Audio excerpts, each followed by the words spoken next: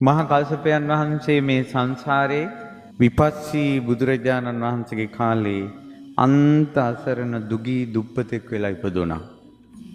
කොච්චර ඔහු දුප්පත් වුණාද කියනවා නම් ඒ දෙදෙනාට නෝනටයි මහත්තයාටයි දෙන්නටම තියෙන්නේ එක සලුවයි.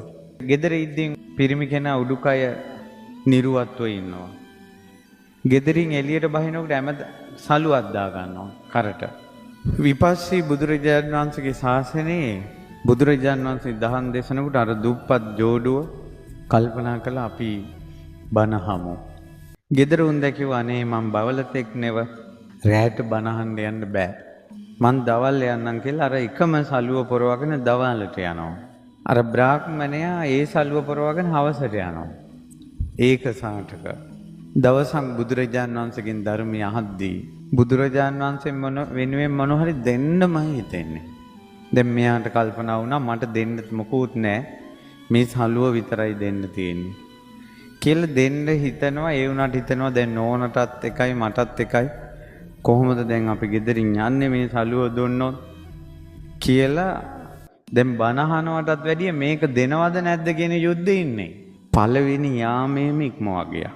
තවත් ධර්මයේ දේශනා කරනවා බුදුරජාණන් වහන්සේ. එතකොට දෙවෙනි යාමේත් ඉක්මවලා ගියා. 12 ඉඳලා 2-3 වෙනකල්. අලුයන් යාමේත් හිතුවා. 3 ඉඳලා පාන්දර වෙනකල් වගේ. අවසානයේ කල්පනා කළා ඊළඟට වෙන දේ පස්සේ බලමු. ඒක ඒ වෙලාවට බලාගමු කියලා හිතලා පූජා කළා. පූජා කරනකොට ඇතිවෙච්ච සතුට කියන්නේ බුදුරජාණන් වහන්සේට සලුවක් පිදීමේ පින ප්‍රීති ගෝසා කළා මං ජයගත්තා කියලා. රජුරු ඇහුවා මොකද්ද උඹ ජයගත්තේ? මේ සලුව අතාරින්න බැරුවන් හිටියේ. විස්තරේ කිව්වා. රජතුමා සලු දෙකක් දුන්නා. ඒ මනුස්සයා කල්පනා කළා මොකක්වත් නැතුව හිටපු මට රජුරෝ සලු දෙකක් දුන්නේ බුදුරජාණන් වහන්සේගේ ගුණ අහලා. මම පූජා කරපු දේ ගැන අහලා. ඒ නිසා මේක මට නෙවෙයි කැප බුදුරජාණන් වහන්සේට කියලා සලු දෙක බුදුරජාණන් වහන්සේට පූජා කළා. ආයෙ රජුරෝ දෙකක් කෙව්වා. ආයෙ පූජා කළා. ඊළඟ පාර 4ක් කෙව්වා. 4ම පූජා කළා. ඊළඟ පාර 8ක් කෙව්වා. 8ම පූජා කළා. ඊළඟ පාර 16ක් කෙව්වා. 16ම පූජා කළා. ඊළඟ පාර 32ක් කෙව්වා.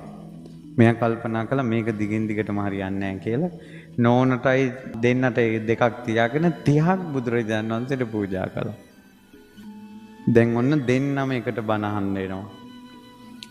හරි සද්ධාවන්ත උපාසකෙක් උපාසිකාවක් බලන්න පිංගුතුනි සංසාරේ ඉරණම දෛවය කියන්නේ මෙතුමා ගෞතම බුද්ධ ශාසනයේ රහත් වෙන කෙනෙක්. විපස්සී බුද්ධ ශාසනයේ නිතර බණහන්න යනවා. පැහැදී මැති වෙනවා. මගපල් ලබන්නේ නැහැ. තකද ප්‍රාර්ථනාවෙන් ගුණ වෙන විදිහ. රජ්ජුරුව රතු කම්බිලියක් උපාසක මහත්තයට දුන්න උපාසක මහත්තයෝ හැමදාම මේක පොරවගෙන බණහන්න කියලා. රජ්ජුරුව පොරවන රතු කම්බිලිය Tamanne ලැබුණාට පස්සේ මේ මිනිස්සයා කල්පනා කළා මේ විදිහේ කුණු කයකට මොකටද මේ? මම මේක බුදුරජාණන් වහන්සේට පූජා කරනවා කියලා බුදුරජාණන් වහන්සේගෙන් අවසර අරන් බුදු කුටියේ වියනක් බැඳා ලස්සන කම්බිලියකින්. රජ්ජුරුව බුදු කුටියට ගිය වෙලාවේ බුදු කුටියේ දැක්ක අර කම්බිලිය. ස්වාමීනි මේ අර ඒකසාටක බමුණයි කම්බිලියද කියලා ඇහුවා. ඔව් මහරජා. එච්චර අත්තරිනවා කිව්වා ඒ උපාසකතුමා.